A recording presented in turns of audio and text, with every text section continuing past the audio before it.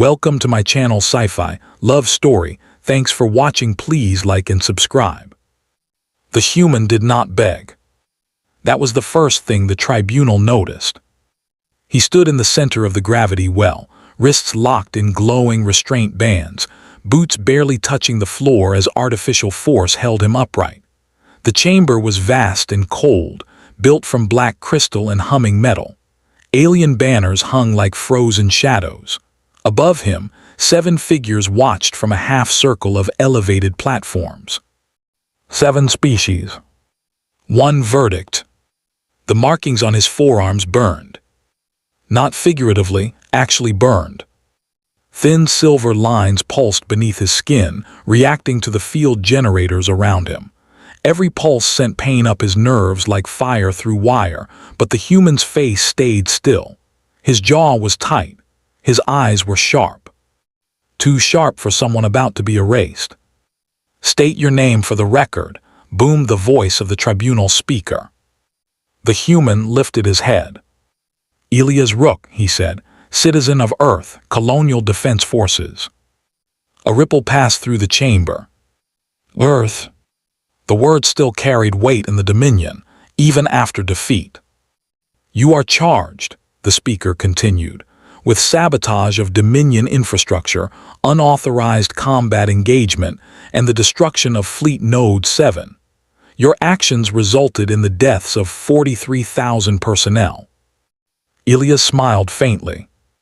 "Then your node was poorly defended." A hiss of anger echoed from one of the platforms. The speaker did not react. Under Dominion law, punishment is absolute. You will undergo neural dissolution. A pause. "Or," the speaker added, "you may accept bonded servitude, labor until biological failure." The restraints tightened.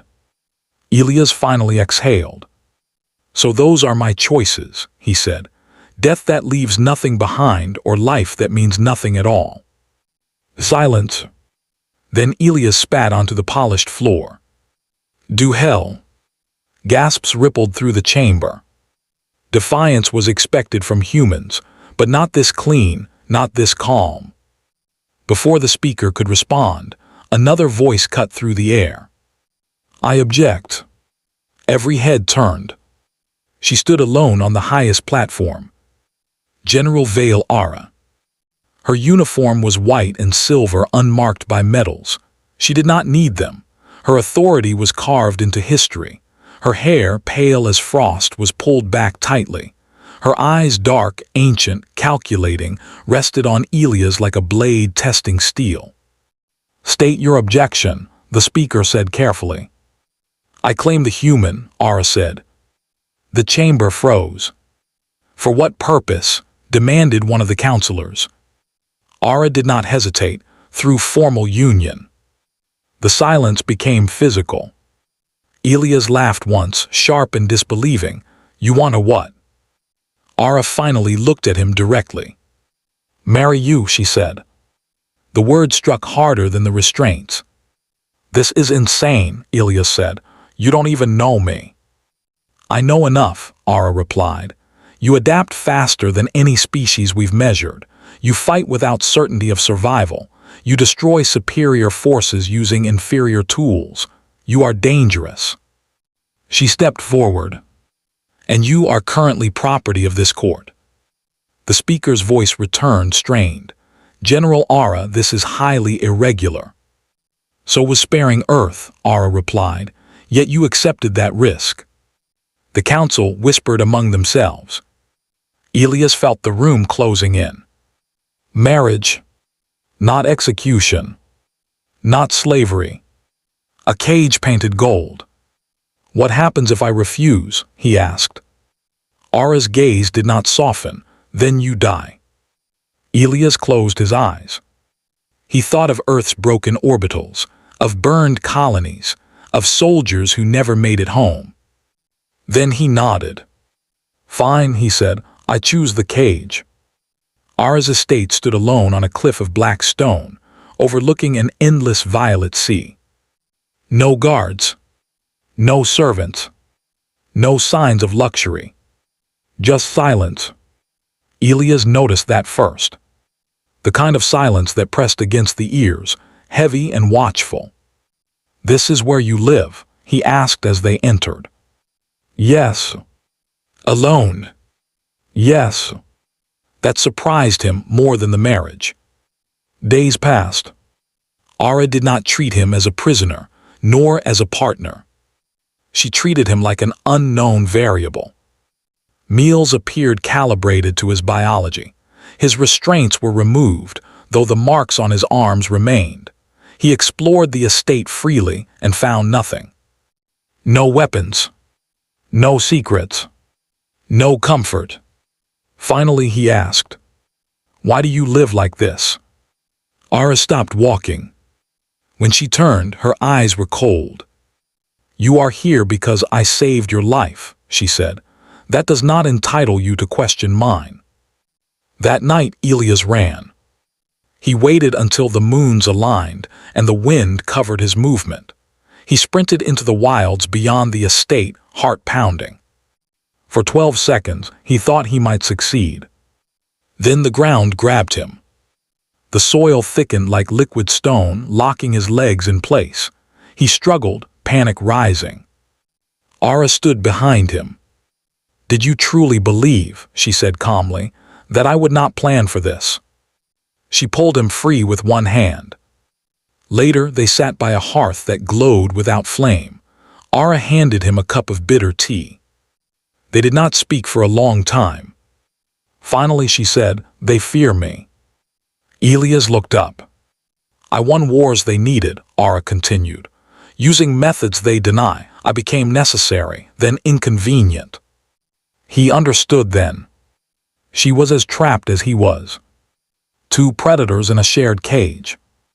They made a deal. Elias would teach her how humans fought, not with strength or logic, but with chaos, endurance, and refusal to quit. Ara would teach him how to survive in Dominion space. In return, he demanded the truth. "Why me?" Ara answered honestly. "Our leadership believes humans are irrational animals," she said. "They are wrong, and that error could destroy us all." Something shifted between them. Not trust. Recognition. Weeks passed. Training. Strategy. Long conversations that ended too close to honesty. Then, during a festival, Elias saw it. A small silver object on a shelf. A pocket watch. Old. Human. Engraved. His blood went cold. "How do you have this?" he asked. Ara froze. "You are Jonathan Rook's descendant," she said quietly. Elias couldn't breathe. "My grandfather," he whispered. Ara nodded. 30 years ago I found his wrecked ship," she said. "I was ordered to execute him." She looked away. "I did not." The world rewrote itself. "Our union," Ara said, "was never only politics." Outside, 3 moons began to rise, and the marks on Elias' arms started to glow brighter. The truth changed everything. Elias did not sleep that night. He sat alone on the balcony, the violet sea crashing far below, the 3 moons slowly drifting across the sky. The pocket watch rested in his palm, heavier than it had any right to be. His grandfather had been here. Not just here, but known. Saved. Across the glass doors behind him, Ara stood silently, watching but not intruding. For the first time since the tribunal, she did not look like a general or a weapon. She looked tired. "You never told me his name," Elias said without turning.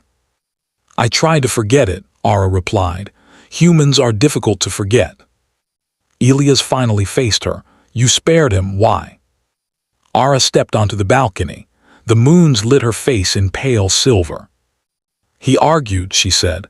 "Even when bleeding, even when afraid. He told me Earth would matter one day, that humans would not stay small." She met Elias' eyes. He was right. Something settled between them then. Not romance, not trust. Legacy. The lunar convergence came 3 cycles later. It was not a celebration. It was a test. Dominion law required bonded unions involving separate species to undergo biological synchronization. The Council framed it as tradition. In truth, it was surveillance. Failure meant annulment. Annulment meant Elia's return to the tribunal. The ritual chamber was open to the sky, carved into the cliffside like an ancient scar. Energy pylons surrounded the central platform, humming with restrained power. Ara and Elia stood barefoot on the stone. No restraints. No weapons. Observers filled the upper terraces. Among them stood Counselor Krellel, his segmented form stiff with barely hidden contempt. "This union represents contamination," Krellel announced, "a dilution of Dominion purity." Ara did not respond. Elia squeezed her hand. "Ready?" he asked quietly. "No," Ara said, "but proceed." The pylons activated. Light surged. Pain followed. Elias felt his thoughts pulled outward, stretched thin. Memories surfaced, Earth skis, battlefield screams, his grandfather's laughter. He sensed Ara beside him, her mind sharp, disciplined, layered with centuries of war and command. Then something unexpected happened. Their thoughts touched. Not merged. Aligned. Elias did not try to control it, he let go. Ara did not resist, she adapted. Energy arced between them, wild and precise at the same time. The chamber shook, observers recoiled. The marks appeared. Twin silver patterns burned into their skin, mirrored and alive. The pylons overloaded and shut down.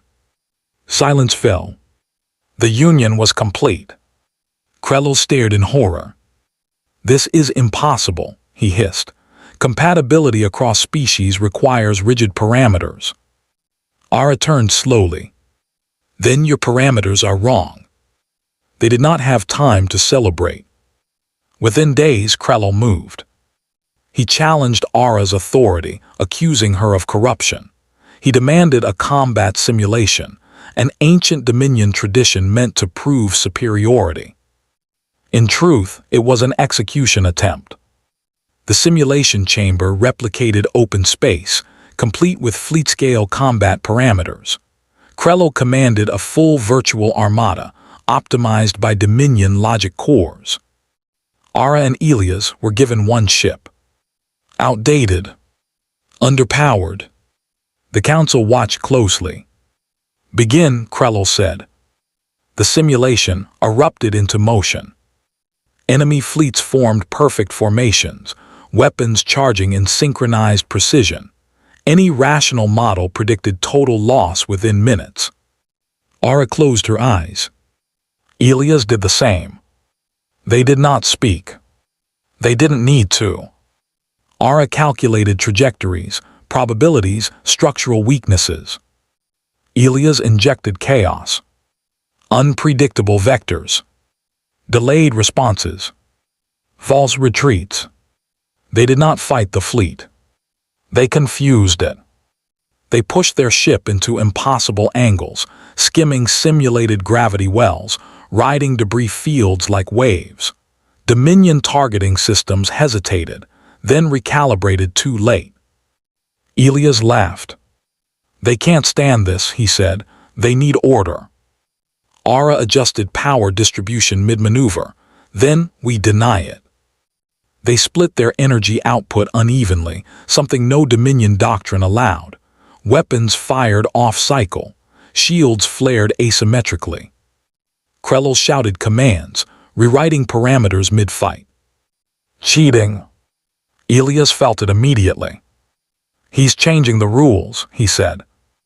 Ara's eyes burned. "So will we." They did something no Dominion mind would attempt. They shut down their primary systems. Total blackout. For 3 seconds, their ship vanished from all predictive models. Then Elias rerouted power manually, pure instinct, no calculation. Ara fired. The result was catastrophic. The energy discharge tore through the heart of Krell's fleet, cascading through linked systems. One ship exploded, then another, then dozens. Chain failure. Total annihilation. The simulation ended. Silence crushed the chamber. Krell stared at the empty display. This defies logic, he whispered. Elias opened his eyes. Yeah, he said, that's kind of our thing. Krell was stripped of rank within the hour. The council had no choice. Ara's authority was reaffirmed. The union was sanctioned. The marks were officially classified as anomalous adaptive evolution. Unofficially, they were feared. A week later, Ara stood before the council one final time. We request a joint mission, she said, to Earth. Murmurs erupted. Purpose, the speaker demanded. Ara's answer was simple. Prevention. Elias stood beside her, shoulders squared. Your models say humans are unstable, he said. You're right, but instability isn't weakness. It's potential, Ara added. The council deliberated for hours. In the end, they approved the mission. Not because they trusted humans, but because they feared what would happen if they didn't. Earth orbit was still scarred. Broken stations. Half-rebuilt colonies. Defense grids powered by stubborn hope more than resources. As Ara's ship emerged from fold space, alarms flared across human sensors. Weapons locked. Elias opened the channel. This is Elias Rook, he said. I'm coming home. Silence. Then disbelief. Then chaos. The landing was tense, but no one fired. Human commanders stared at Ara as if she were a myth given shape. Soldiers gripped rifles, unsure whether to salute or aim. Elias stepped forward. She's not here to rule you, he said. She's here because if we don't change what's coming, none of us survive. Ara addressed them next.